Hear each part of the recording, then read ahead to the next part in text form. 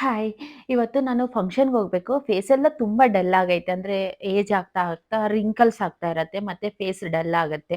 ಅದಕ್ಕೋಸ್ಕರ ನಾನು ಒಂದು ಪ್ರಾಡಕ್ಟ್ ಇವತ್ತು ನೋಡಿ ತರ್ಸ್ಕೊಂಡಿದ್ದೀನಿ. ಇವತ್ತು ಬಂದು ರಿಸೆಪ್ಷನ್ ಐತೆ. ನಮ್ಮ ಫ್ಯಾಮಿಲಿ ಅವ್ರದ್ದು ರಿಸೆಪ್ಷನ್ ಫಂಕ್ಷನ್ ಐತೆ. ಇವಾಗ ರೆಡಿ ಆಗ್ಬೇಕು. ರೇಷ್ಮೆ ಸ್ಯಾರಿ ವೇರ್ ಮಾಡ್ತಾ ಇದ್ದೀನಿ. ಇದು ಗ್ರೇ ಕಲರ್ ರೇಷ್ಮೆ ಸ್ಯಾರಿ. ಅಮೆಜಾನಲ್ಲಿ ತರ್ಸ್ಕೊಂಡಿರೋದು.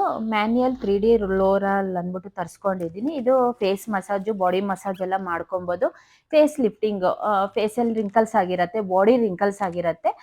ಲಿಫ್ಟಿಂಗ್ ಫೇಸ್ ಲಿಫ್ಟಿಂಗ್ ಮಾಡ್ಕೊಂಡ್ರೆ ರಿಂಕಲ್ಸ್ ಎಲ್ಲ ಕಮ್ಮಿ ಆಗುತ್ತೆ. ಮತ್ತೆ ಬ್ಲಡ್ ಸರ್ಕ್ಯುಲೇಷನ್ ಆಗತ್ತೆ ನಿಮಗೆ. ಬ್ಲಡ್ ಸರ್ಕ್ಯುಲೇಷನ್ ಆದ್ರೇನೆ ನಮಗೆ ಸ್ಕಿನ್ ಚೆನ್ನಾಗಿರೋದು, ಗ್ಲೋ ಕೊಡೋದು.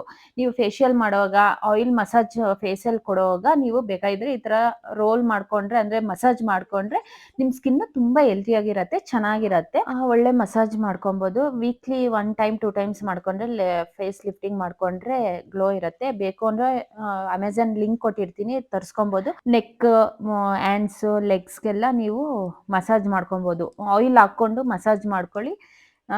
ಬ್ಲಡ್ ಸರ್ಕ್ಯುಲೇಷನ್ ಆಗತ್ತೆ. ಬೇಕು ಅಂದ್ರೆ ಅಮೆಜಾನ್ ಲಿಂಕ್ ಕೊಟ್ಟಿರ್ತೀನಿ. ಮದುವೆಗೆ ಹೋಗಕ್ಕೆ ರೆಡಿ ಆಗಿದೀವಿ. ಎಲ್ಲ ಫ್ಯಾಮಿಲಿ ಎಲ್ಲ ಹೋಗ್ತಾ ಇದೀವಿ. ಇವತ್ತು ನಾಳೆ ಇರೋದು ಮದ್ವೆ. ಇವತ್ತು ನಾಳೆ ಮುಗಿಸ್ಕೊಂಡು ಬರ್ಬೇಕು.